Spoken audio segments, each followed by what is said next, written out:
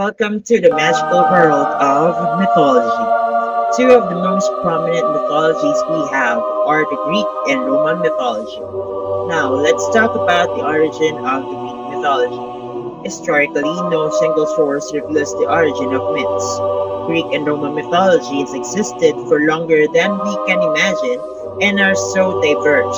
These mythologies are another way of looking at our world. There is a lot in common between the two mythologies, even though they are both from different time periods. They both originated over 500 years ago, and still these mythologies were very different from each other. Greek mythology came close to 1000 years before Roman mythology even existed, and the origins of Greek mythology were still unknown. Roman mythology, on the other hand, was created by the people of Rome as a religion, and it was even adopted from Greek mythology. Greek mythology was just passed on through the words of mouth, which made it part of their oral literature. One evidence of this literature's flourishment was the 8th century BC epic The Iliad and the Odyssey by Homer. The Iliad.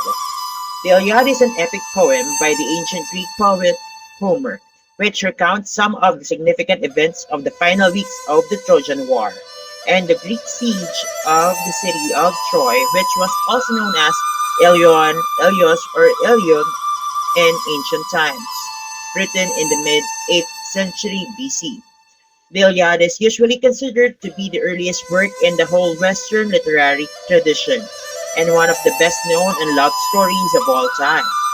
Through its portrayal of the epic subject matter of the Trojan War, the stirring scenes of the bloody battle, the wrath of Achilles, and the constant interventions of the gods, it explores themes of glory, wrath, homecoming, and fate, and has provided subjects and stories for many other later Greek, Roman, and Renaissance writings. The Odyssey. The Odyssey is the second of the two epic poems attributed to the ancient Greek poet Homer, the first being the Iliad, and usually considered the second extant work of Western literature. It was probably composed near the end of the 8th century BC and is in part a sequel to the Iliad. It is widely recognized as one of the great stories of all time and has been a strong influence on later European, especially Renaissance literature. The poem focuses on the Greek hero Odysseus, or Ulysses as he was known in Roman myths, and his long journey home to Ithaca following the fall of Troy. His adventure-filled 10-year journey took him through the Ionian Islands and the Peloponnese and as far as Egypt in North Africa and the Western Mediterranean, as the displeased sea god Poseidon prevented him from reaching his home. On the other hand, let's talk about the origin of Roman mythology. Aeneid, the Latin epic poem written from about 30 to 19 BC by the Roman poet Virgil, can never be discounted. Composed in hexameters, about 60 lines of which were left unfinished at his death, the Aeneid incorporates the various legends of Aeneas and makes him the founder of Roman greatness. The work is organized into 12 books that relate the story of the legendary founding of Lavinium, parent town of Alba Longa and of Rome. The town is founded by Aeneas, who was informed as he left the burning ruins of Troy that it was his fate to found a new city with a glorious destiny in the West. This time, let us talk about the Greek gods and goddesses and their Roman counterparts. We have here the first picture, Mount Olympus. Mount Olympus is the highest mountain in Greece, and this is where deities live and rule their people. Deities living here are called the Olympians. Let us start. We have here Cronus. Cronus, or Saturn, leader of Titans, father of Zeus, Poseidon, Hera, Demeter, Hades, and Hestia. Cronus was the son of the sky Uranus and the earth Gaia. According to Hesiod's theogony, Cronus envied his father's influence and power. On the other hand, his mother Gaia got angry at his father Uranus when the latter drew the former's enmity or opposition like the one-eyed Cyclops. Because of this, Gaia made a great stone sickle and gathered Cronus together with his brothers to persuade them to castrate their father. According to Merriam-Webster, the meaning of the word castrate is to deprive a male or female person or animal of the testes or the ovaries, respectively. We can only imagine what happened to Uranus. Moving on, we have here Rhea or Ops, mother of the gods, wife and sister of Cronus, the goddess of fertility. The period in which Cronus ruled was called the Golden Age. As the people of the time had no need for laws or rules, everyone did the right thing and immorality was absent. Painting by Peter Paul Rubens of Cronus devouring one of his children, Cronus learned from Gaia and Uranus that he was destined to be overcome by his own sons just as he had overthrown his father. As a result, although he sired the gods Demeter, Hestia, Hera, Hades, and Poseidon by Rhea, he devoured them as soon as they were born to prevent the prophecy. When the sixth child Zeus was born, Rhea sought Gaia to devise a plan to save them and to eventually get retribution on Cronus for his acts against his father and children. Rhea secretly gave birth to Zeus in Crete and handed Cronus a stone wrapped in swaddling clothes, also known as the Omphalos stone, which he promptly swallowed, thinking that it was his son. Zeus, or Jupiter, the king of all gods and father to many and god of weather, law and fate, ruler of the sky. Zeus was the youngest child and through the machinations of their mother, Rhea, he was the only one that had escaped this fate. Upon reaching adulthood, Zeus managed to force his father to disgorge his siblings. After their release, the six younger gods, along with allies they managed to gather, challenged the elder gods for power in a war called the Divine War. Hera, or Juno, the queen of the gods and goddess of women and marriage. Hera was a very ancient goddess, possibly predating even Zeus. In fact, it's assumed that we don't even know her original name. Hera is actually a title, which is usually translated as lady or mistress. Hera's Roman counterpart was Juno, the goddess who gave her name to the month of June, even today the most popular time for weddings. Hades or Pluto, god of the underworld. Hades was the eldest son of Cronus and Rhea. Although the last son regurgitated by his father, he and his brothers Zeus and Poseidon defeated their father's generation of the gods, the Titans, and claimed rulership over the cosmos. Hades received the underworld, Zeus the sky, and Poseidon the sea, with the solid earth along the province of Gaia available to all three concurrently. Hades was often portrayed with his three-headed guard dog, Cerberus. Hades was often portrayed as passive rather than evil. His role was often maintaining relative balance. Aphrodite, Aphrodite, or Venus, goddess of beauty, love, and desire. Aphrodite, ancient Greek goddess of sexual love and beauty, identified with Venus by the Romans. The Greek word "aphros" means from, and Hesiod relates in his Theogony that Aphrodite was born from the white foam produced by the severe genitals of Uranus, heaven or sky, after his son Cronus threw them into the sea. Aphrodite was in fact widely worshipped as a goddess of the sea and of seafaring. She was also honored as a goddess of war, especially at Sparta, Thebes, Cyprus, and other places. However, she was known primarily as a goddess of love and fertility and even occasionally presided over marriage. Although prostitutes considered Aphrodite their patron, her public cult was generally solemn and even austere. Apollo, same name in Roman mythology, god of prophecy, music and poetry, and knowledge, healing and plagues. Apollo is the son of Zeus and Leto. As one of the numerous Zeus lovers, his mother incurred the wrath of Hera, who sent the dragon Python to pursue Leto throughout all lands and forbade her to give birth anywhere on solid earth. Nobody would accept the pregnant Titaness except for the island of Delos, where Leto first delivered Artemis while balancing her body on an olive branch. Afterward, Artemis helped her mother deliver Apollo as well.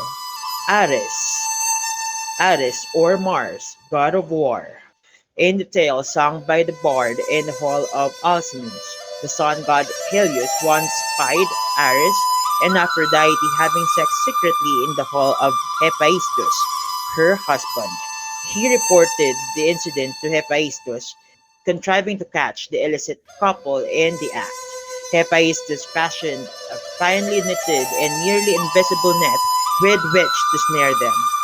At the appropriate time, this net was sprung and trapped Ares and Aphrodite locked in a very private embrace. Hephaestus or Hephaestus in Greek mythology, the god of fire, originally a deity of Asia Minor and the adjoining islands, in particular Lemnos. Hephaestus had an important place of worship at the Lycian Olympus. His cult reached Athens not later than about 600 BC, although it scarcely touched Greece proper and arrived in Campania not long afterward. His Roman counterpart was Vulcan. He is also considered as the blacksmith. Artemis or Diana, the goddess of hunting animals and childbirth. Artemis was the daughter of Leto and Zeus and the twin of Apollo. She is the goddess of the wilderness, the hunt and wild animals, and fertility. She is the helper of midwives as a goddess of birth. In one legend, Artemis was born one day before her brother Apollo. Her mother gave birth to her on the island of Ortygia. Then, almost immediately after her birth, she helped her mother to cross the straits over to Delos, where she then delivered Apollo. This was the beginning of her role as guardian of young children and patron of women in childbirth. Being a goddess of contradictions, she was the protector of women in labor. But it was said that the arrows of Artemis brought them sudden death while giving birth. As was her brother Apollo, Artemis was a divinity of healing, but also brought and spread diseases such as leprosy, rabies, and even gout. Athena or Minerva, goddess of wisdom and defense. At the center of her aegis, there's oftentimes an image of a gorgon's head or gorgonion, symbolizing the gift she got from Perseus, the head of Medusa. Just like Medusa's eyes, Athena's shield can also turn her enemies to stone. As a symbol of her wisdom, there is sometimes an owl flying in Athena's vicinity or sitting on her shoulder. From time to time, there may also be a snake or an olive branch. Athena was born in most miraculous circumstances. On learning that Metis' next child may overthrow him, Zeus swallowed his first wife, who was already pregnant with Athens. When the time came, Zeus started feeling tremendous headaches, as even he couldn't bear them. Hephaestus struck him with his axe, and behold, Athena leaped out of Zeus's head, fully armed and with a cry so mighty and fearsome that Uranus and Gaia were shaken to their bones with terror. Zeus was delighted and full of pride. Demeter or Ceres, goddess of agriculture and grain. Demeter in Greek religion, daughter of the deities Cronus and Rhea, sister and consort of Zeus, the king of the gods, and goddess of agriculture. Her name indicates that she is a mother. Demeter is rarely mentioned by Homer, nor is she included among the Olympian gods, but the roots of her legend are probably ancient. The legend centers on the story of her daughter Persephone, who is carried off by Hades, the god of the underworld. Demeter goes in search of Persephone and during her journey reveals her secret rites to the people of Eleusis, who had hospitably received her. Her distress at her daughter's disappearance was said to have diverted her attention from the harvest and caused a famine. In addition to Zeus, Demeter had a lover, Iasion, to whom she bore Plutus. Dionysus, or Bacchus, god of wine, pleasure, and festivity. Dionysus, also spelled Dionysos, also called Bacchus or in Rome, Liber Pater in Greco-Roman religion, a nature god of fruitfulness and vegetation, especially known as a god of wine and ecstasy. The occurrence of his name on a Linear B tablet 13th century shows that he was already worshipped in the Mycenaean period. Although it is not known where his cult originated, in all legends of his cult he is depicted as having foreign origins. Hermes Hermes or Mercury, god of travel, hospitality, and trade, and Zeus's personal messenger. Hermes, Greek god, son of Zeus and the Pleiad Maya, often identified with the Roman Mercury and with Casmulus or Cadmulus. His name is probably derived from Herma, the Greek word for a heap of stones, such as was used in the country Poseidon or Neptune, god of the sea. Poseidon is distinguished from Pontus, the personification of the sea and the oldest Greek divinity of the waters. The name Poseidon means either husband of the earth or lord of the earth. Traditionally, he was a son of Cronus. His weapon and main symbol was a trident, perhaps once a fish spear. According to the Greek poet Hesiod, Poseidon's trident, like Zeus's thunderbolt and Hades' helmet, was fashioned by the three Cyclopes. In addition, we have here Eros, or Cupid, god of sex and minion to Aphrodite. In Roman mythology, Cupid is a son of Venus, the goddess of love. In Greek mythology, he was known as Eros and was the son of Aphrodite. According to Roman mythology, Cupid fell madly in love with Psyche despite his mother's jealousy over Psyche's beauty. While he married her, he also told her never to look at him. He visited her only at night. Her sisters convinced her to look at Cupid despite his warning. So she lit a lamp one night so she could see him. Cupid then left her. Psyche, or Anima, is a Greek goddess of the soul. She was born a mortal woman with beauty that rivaled Aphrodite.